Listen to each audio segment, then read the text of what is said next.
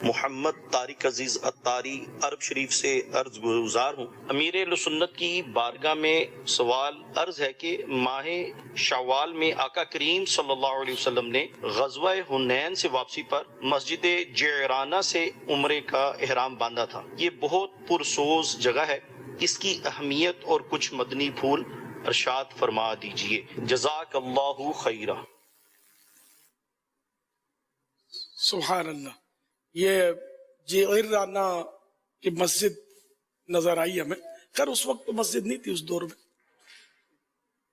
پیارے آقا صلی اللہ تعالی علیہ وآلہ وسلم نے یہاں عمرے کا احرام باندھا، تو یہاں سے بھی احرام باندھا جاتا ہے، اس کو عام بول چال میں وہاں بڑا عمرہ کہتے ہیں، اور مسجد عائشہ تنعیم سے جو احرام باندھتے ہیں اس کو چھوٹا عمرہ کہتے ہیں۔ یہ عوامی اصطلاح، شرعی اصطلاح یہ نہیں ہے، عمرہ ہے۔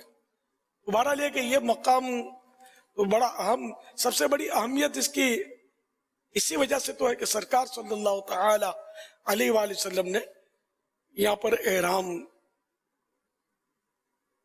باندھا۔ مزید یوسف بن ماحق رحمت اللہ علیہ فرماتے مقام جعرانہ سے 300 انبیاء کرام علیہ السلام نے عمرے کا احرام باندھا ہے۔ سرکار نامدار صلی اللہ علیہ وآلہ وسلم نے جعرانہ پر اپنا عصا مبارک گاڑا، جس سے پانی کا چشمہ ابلا جو نہایت ٹھنڈا اور میٹھا تھا۔ یہ اس میں لکھا کہ یہ جانب طائف تقریباً 26 کلومیٹر پر واقع ہے۔ فتح مکہ کے بعد طائف شریف فتح کر کے واپسی پر ہمارے پیارے آقا صلی اللہ تعالی علیہ وآلہ وسلم نے یہاں سے عمرے کا احرام زیب تن فرمایا تھا۔ اب اس میں اس سوال میں یہ حنین کا تذکرہ انہوں نے کیا ہے، لیکن یہ رفیق الحرمین میں جو لکھا وہ میں نے عرض کیا۔ مشہور ہے کہ اس جگہ پر کنواں ہے۔ سیدنا ابن عباس رضی اللہ عنہما فرماتے ہیں حضور اکرم صلی اللہ علیہ وآلہ وسلم نے طائف سے واپسی پر یہاں قیام کیا اور یہیں مال غنیمت بھی تقسیم فرمایا۔ آپ صلی اللہ علیہ وآلہ وسلم نے 28 شوال المکرم کو یہاں سے عمرے کا احرام باندھا تھا۔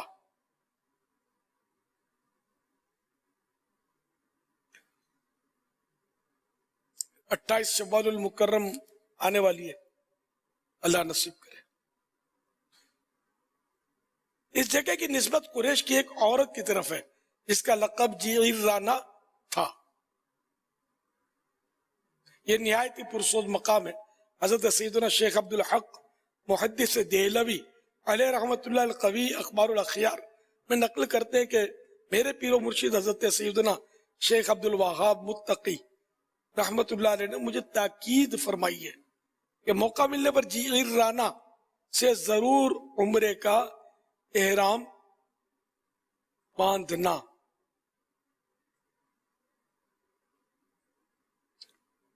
کہ یہ ایسا متبرک مقام ہے کہ میں نے یہاں ایک رات کے مختصر سے حصے کے اندر 100 سے زائد بار 100+ ٹائم مدینے کے تاجدار صلی اللہ علیہ وآلہ وسلم کا خواب میں دیدار کیا ہے۔